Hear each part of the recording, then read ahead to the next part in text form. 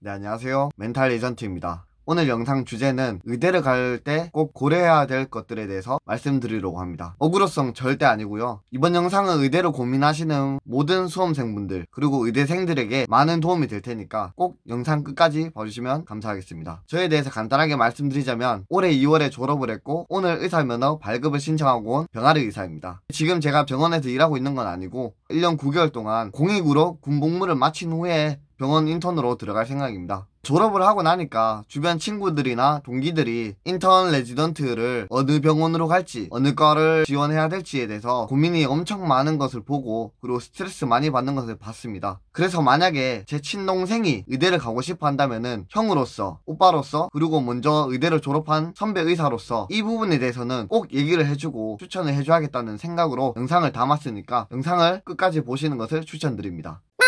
본론으로 들어가자면 전국에 의대는 50개 정도가 있습니다. 근데 배치표를 보시면은 0.1%부터 해가지고 1%까지 아주 촘촘하게 분포되어 있는데요. 그래서 성적군이 비슷한 의대가 있다면은 어느 의대를 지원해야 될지 그리고 혹시나 의대에 여러 군데를 붙었다면 어느 의대를 골라서 가야 될지에 대해서 고민이 정말 많으실 수 있습니다. 그럴 때 딱 이 세 가지만 고려하시면 됩니다. 첫 번째는 네임밸류, 두 번째는 지역, 세 번째는 레지던트 TO입니다. 사실 첫 번째랑 두 번째는 여러분들도 잘 아실 거고 이 세 번째 레지던트 TO 같은 경우에는 수험생 여러분들은 대부분 모르실 거고 의대생분들도 모르신 분들이 많기 때문에 이 부분에 대해서 좀 더 자세하게 말씀드리도록 하겠습니다. 일단 네임밸류 같은 경우는 여러분들도 아시는 그대로일 것입니다. 가장 존엄인 서울대 의대가 있을 수 있고요. 그 다음에 연세대 또는 탑5 의대, 경희대, 한양대, 지거국 의대, 삼룡이 등등이 있을 수 있습니다. 그래서 이 순서 같은 경우는 보통 배치표 성적 순으로 분포한다고 생각하시면 되고요. 두 번째, 지역 같은 경우는 보통 서울을 선호하시는 분들이나 또는 본가 근처에 있는 것을 선호하시는 분들이 있을 것입니다.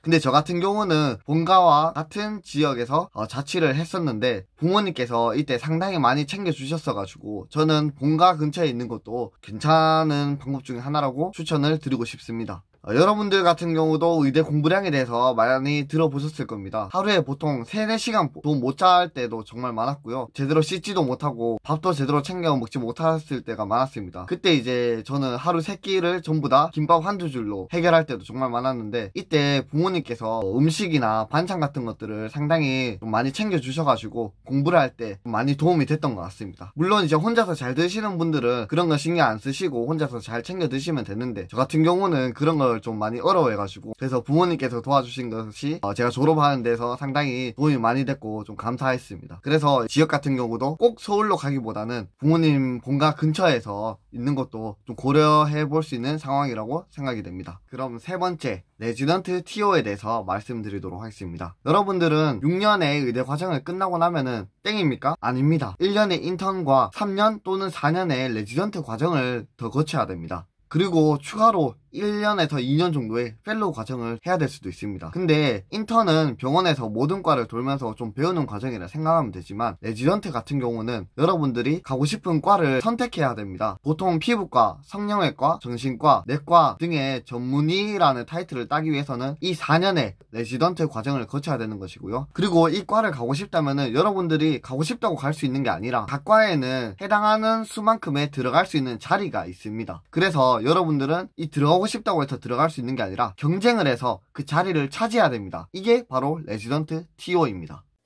요즘 인기 있는 과들을 보면은 피부과, 성형외과, 정형외과, 영상의학과 등등이 있습니다. 중요한 거는 병원마다 들어갈 수 있는 과의 자리의 숫자가 다릅니다. 정형외과 같은 경우는 어떤 병원은 2자리 또는 3자리밖에 없지만 다른 어떤 병원은 8자리, 9자리, 10자리 이렇게 차이가 있습니다. 근데 결국에는 동기들과 경쟁을 해서 과의 자리를 차지해야 되는 것인데 이 자리의 숫자 자체가 적으면은 경쟁을 할 때 경쟁률이 훨씬 더 빡세겠죠. 물론 의대를 졸업하고 자기 학교 외에 다른 병원에 갈 수도 있습니다. 하지만 이런 경우에는 결국에는 여러분들이 어느 병원에 갈지 또 찾아봐야 되고 그 병원에는 이 과의 자리가 얼마나 있는지 또 찾아봐야 되고 또 어디를 가야 될지 또는 위에 사람들이 모르는 사람들이 많다면 또 고민이 되고 이러니까 제가 봤을 때는 의대를 들어갈 때 미리 한번 확인해보고 들어가는 것이 훨씬 더 도움이 되지 않나 생각이 됩니다. 그렇다면 병원에 있는 각 과들의 자리의 숫자가 레지던트 TO가 얼마나 있는지 어떻게 알 수 있을까요? 지금 당장 구글을 키세요. 그리고 2022년 레지던트 지원율을 칩니다. 그러면 이제 병원이 수십 개, 수백 개가 있기 때문에 이거 하나하나 일일이 체크하기가 정말 힘듭니다. 그래서 첫 번째 네임밸류와 두 번째 지역을 고려한 다음에 몇 가지 추려진 그 의대의 병원을 찾아가지고 검색을 하시면 됩니다. 서울대 같은 경우는 서울대병원, 한양대 같은 경우는 한양대병원, 울산대 같은 경우는 아산병원 치시면은 각 과들의 TO가 모두 나오게 됩니다. 물론 지금 어느 과를 가야 될지에 대해서 잘 모르고 나는 내과 가면 된다, 나는 외과 가면 된다 라고 생각할 수 있지만 인생이 어떻게 되는지 절대 모릅니다. 그래서 그 과들에 대해서 관심이 없더라도 미리 한번 찾아보는 것을 저는 추천드리는 것입니다.